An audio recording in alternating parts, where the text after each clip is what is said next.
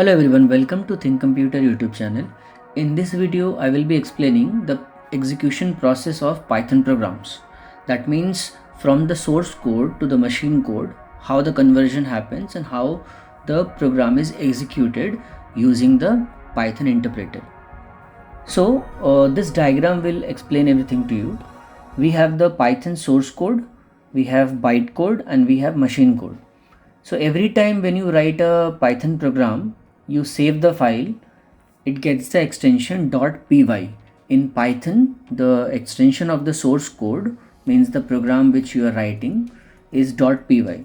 So this source code is basically human readable code, means it is written in high level language. You write the program, you save it, then the py extension is added. Now, although we say that Python is an interpreted language, we say that Python has interpreter, but still the interpreter of Python also contains an inbuilt compiler. Okay, although Python is not a compiled language, okay, unlike C++ or C language, which are compiled languages, Python is interpreted language. Okay, but Python interpreter itself has an inbuilt compiler. Okay, it is a part of the interpreter itself. So the source code, which is the .py file in the Python, that is converted by the Python compiler, which is part of the interpreter, to bytecode. Now the concept of bytecode is also there in Java language. If you are coming from Java programming, you know. So bytecode is basically what? It is a platform independent code. Okay. So in Python, the bytecode extension is .pyc. Okay. So this bytecode is basically stored inside of PyCache. There is a directory in Python. Inside of that it is stored.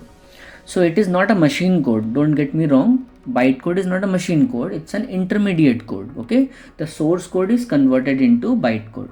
Then Python has Python virtual machine, just like Java has Java virtual machine. So Python has Python virtual machine, also known as PVM. So the Python virtual machine basically executes your Python bytecode, okay, which is in the .pyc file, and then convert into machine code. So interpreter does this job, okay, from bytecode in Python to the machine code conversion.